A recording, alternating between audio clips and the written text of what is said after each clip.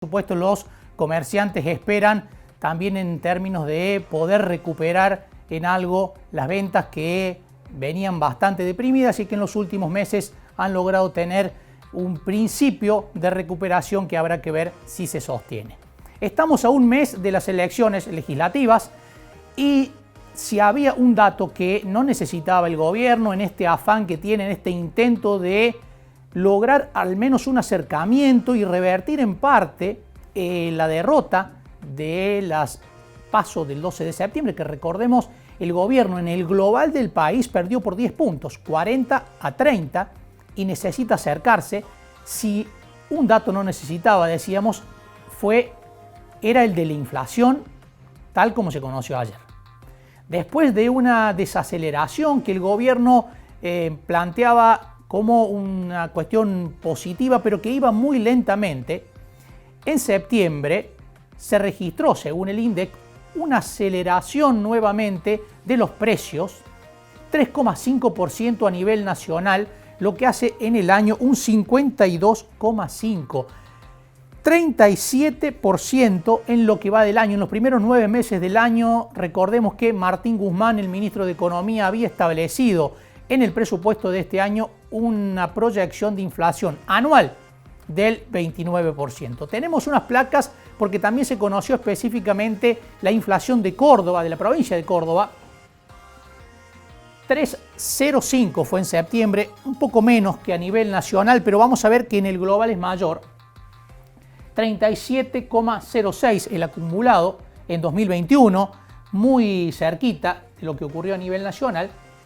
Y aquí, en la interanual, 53,01%, algo más arriba que la registrada a nivel nacional. Recordemos que a nivel nacional es el 52,5%. ¿Qué pasó con los alimentos y las bebidas? El rubro que más preocupa porque es el que más impacto tiene en los índices de pobreza y en la economía cotidiana de las familias. Subió el 2,47 en septiembre, un comportamiento anómalo, podemos decirle, porque normalmente alimentos y bebidas viene aumentando por encima del índice general de inflación. En septiembre estuvo algo por debajo, pero veamos lo que ocurrió en el último año. Alimentos, 60,25%. 7 puntos por encima de la inflación general y esto impacta y mucho en las familias. ¿Cuáles fueron las principales subas registradas en Córdoba? Esparcimiento, lo que más subió, 6%. Indumentaria y calzados, también tiene muchos aumentos muy fuertes este rubro, 5,57%. Mantenimiento del hogar, 3,74%. Esos han sido los rubros que registraron mayores subas en la provincia de Córdoba. ¿Qué ha hecho el gobierno nacional ante esta cifra que preocupa? Porque habla de nuevo de que la inflación se está acelerando. Recordemos que en los últimos días el gobierno desplazó a Paula Español, que era la secretaria de Comercio Interior, y la reemplazó por Roberto Feletti, que ha debutado con un anuncio que es un congelamiento de los precios por al menos 90 días de 1.247 artículos. Una receta que en la que el gobierno insiste, que es el control de precios, porque además Feletti dijo que esta vez se va a controlar de manera mucho más rigurosa y que va a aplicar las leyes si los empresarios no respetan estos precios, porque primero se habló de un acuerdo y ahora Feletti dijo que si el acuerdo no se firma rápidamente, se va a aplicar la ley y el gobierno va a hacer de manera obligatoria que estos precios se cumplan. Vamos a analizar esta coyuntura y estos anuncios del gobierno nacional con el economista Guillermo Pizarro, con quien ya estamos en comunicación por Zoom. Guillermo, buen mediodía, ¿cómo estás? Hola Marcos, ¿cómo estás? ¿Cómo andas vos? Bueno, muchas gracias por atendernos. Te hicimos esperar un rato, pero queríamos dar un panorama, ¿no?, de cuál es la situación general que se está viviendo en el país y en la provincia, por un lado con los índices inflacionarios y por el otro lado con la receta o la intensificación de la receta que está aplicando el gobierno ante la suba de precios. ¿Cómo ves, por un lado, la aceleración de los precios en septiembre, a pesar de que las tarifas y la nafta están congeladas, y por el otro lado, la respuesta que ha dado el gobierno? Sí, Marcos, ahora yo estaba escuchando recién toda la presentación que hacías y primero aclarar que la provincia tiene un punto más que la nación en el interanual, pero ¿qué nos hace ya un 52 o un 53. Yo creo que el problema que tenemos es que tenemos inflación alta ya, por arriba del 52 en el interanual, y si da 52 o da 53 es lo de menos. Acá el problema sigue siendo la macro. A mí no me sorprende para nada este aumento del 3,5, si bien es un poco más alto que el del mes pasado, pero ya lo habíamos hablado en otra ocasión, ¿no? Que íbamos a cerrar el año con una inflación muy alta.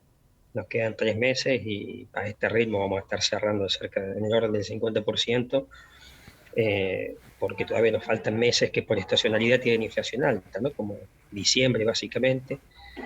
Así que no veo tampoco que haya medidas acordes para hacer una baja en los precios. Es decir, el gobierno está tomando medidas que es darle una aspirina a un enfermo terminal, ¿no? Entonces, sabemos que los controles de precio no dan resultado. Por otro lado, tenemos una gran emisión monetaria, que eso impulsa siempre a los precios. Así que no veo que haya ninguna posibilidad de baja en los precios. Además, algo que todavía no se dice, pero que hay que remarcarlo, ¿no? La economía a nivel global tiene inflación. Nosotros compramos muchos insumos intermedios e insumos finales en China, por ejemplo, y China ha tenido este año en algunos productos más del 50% de aumento de precio. Sumado eso a un aumento se han duplicado o triplicado el costo de transporte desde China a Córdoba.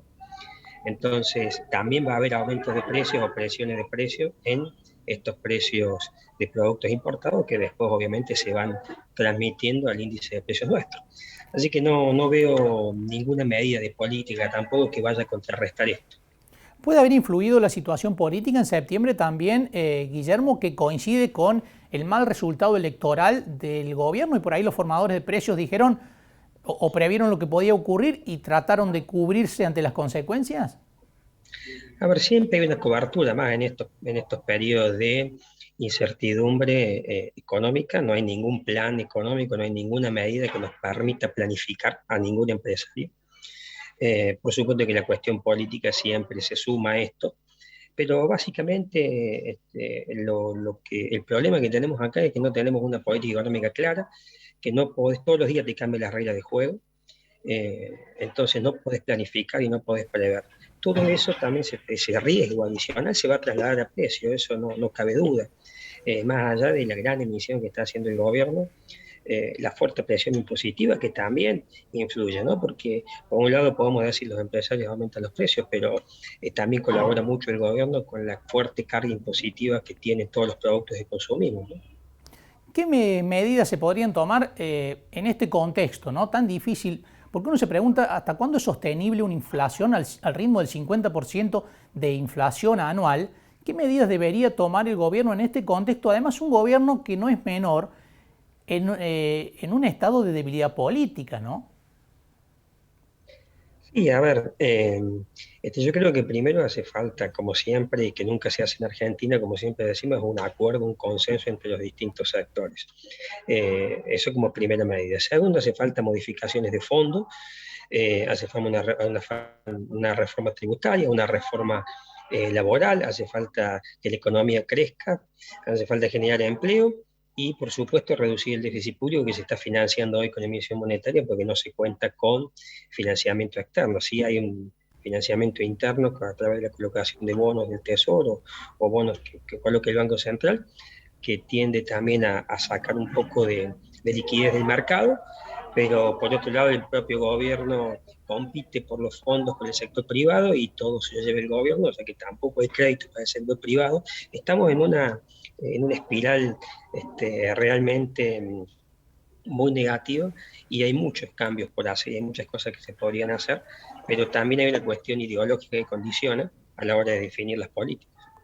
Guillermo, el acuerdo con el Fondo Monetario que al final el gobierno también en algún momento dijo que iba a quedar para 2022, después el propio presidente de la Nación lo desmintió y dijo que se va a cerrar lo antes posible, ¿puede servir de ancla de expectativas o ya es algo que, porque siempre se anuncia, ¿no? Que bueno, el acuerdo con los acreedores iba a generar tranquilidad, algo que no pasó, ahora hay expectativas con el acuerdo con el fondo? Mira, el acuerdo con el fondo es una condición necesaria, pero para nada suficiente.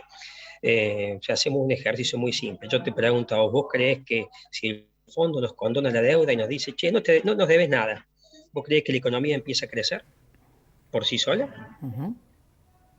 O sea que haciendo ese análisis tan simple nos damos cuenta que el problema no es el fondo, el problema no es la deuda con el fondo, el problema somos nosotros, la política macro y la falta de políticas pro crecimiento, pro empresa, pro producción. ¿Qué efecto puede causar las declaraciones que hizo Feletti? Ni bien asumió, en las últimas horas también lo dijo, esto de decir que se va a forzar la baja de los precios y se va a sacar controles a las calles para que esto se efectivice, y si no se van a aplicar leyes, las leyes de las que dispone el gobierno como posibilidad para tratar de regular lo que pasa en el mercado. Y la verdad que son medidas que no van a llevar a nada, son inconducentes. Lo que puede llegar esto es a que haya escasez de productos. Cuando a mí no me dé el precio que tengo que venderlo en función de mis costos, lo que hago es no vendo el producto. Entonces, esto lo que puede llevar es a escasez, y por supuesto los precios van a seguir aumentando. Esto no se frena un aumento de precios por decreto, se frena por medidas económicas concretas, por medidas macro concretas. Y no es lo que se está viendo. Se está viendo como medida, es decir, vamos a aplicar control de precios, que además ya lo hemos vivido y ya sabemos el resultado. Esa no es la forma de contener los precios. Creo que es un manotazo de ahogado para tratar de llegar lo mejor posible al 14 de noviembre. El gobierno está poniendo mucho en juego y bueno, como sea, quiere llegar al 14 de noviembre sin mayores sobresaltos. Y es otro año, Guillermo, en el que tampoco puede cumplir lo que había planteado el gobierno al inicio del año, era que los sueldos le ganaran a la inflación. Y no está ocurriendo, ¿no? Porque de hecho la mayoría de las paritarias se han cerrado por debajo del 50% que finalmente va a arrojar el año como inflación promedio, ¿no? Sí, por supuesto, acá siempre los grandes perdedores son los asalariados. No es este año solamente que el salario real cae, lo hizo el año pasado, el anteaño, el año que asumió Macri también hubo un ajuste muy fuerte en el salario real. O sea que desde el 2016 que venimos con caída en el salario real, y eso obviamente se ve en el poder adquisitivo de la gente, ¿no? Lo hablamos recién y lo veíamos, incluso hay índices en Río Cuarto, que sí hay un proceso por ahí de recuperación del sector comercial, o por lo menos de cambio de expectativas, pero que no se traslada, ¿no?, al poder adquisitivo o a la realidad cotidiana de la gente. Es que la recuperación que vos decís no es, a ver, es en realidad un rebote después de un 2019 de pandemia donde muchos comercios cerraron porque no pueden abrir sus puertas y terminaron fundiéndose.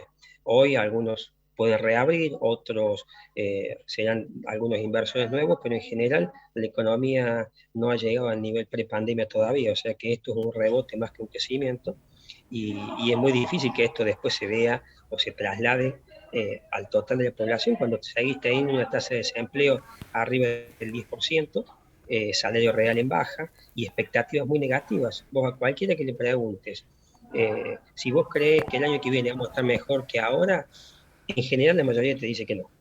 ¿O no? ¿Por qué? Porque nadie está viendo una mejora. Y eso es lo más grave, porque si la expectativa es negativa, no solo que nadie va a invertir en algo nuevo, sino que tampoco quienes están hoy en marcha van a realizar inversiones ante una expectativa de que la economía va a estar peor o en el mejor de los casos igual.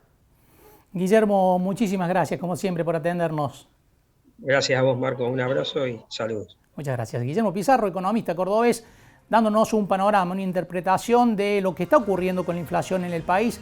Tal vez el principal problema que enfrenta el gobierno por estos días y que no muestra resultados, ¿no? Claramente ha habido un crecimiento en septiembre al 3,5% y las medidas, decía Pizarro, no van a tener el efecto esperado, porque es una cuestión curiosa que pasa en Argentina, ¿no? Volvemos a insistir con herramientas que están en marcha, el control de precios está en marcha, que no dan resultados y que se cree o se simula creer que insistir con lo mismo va a generar resultados diferentes a lo que está produciendo ya.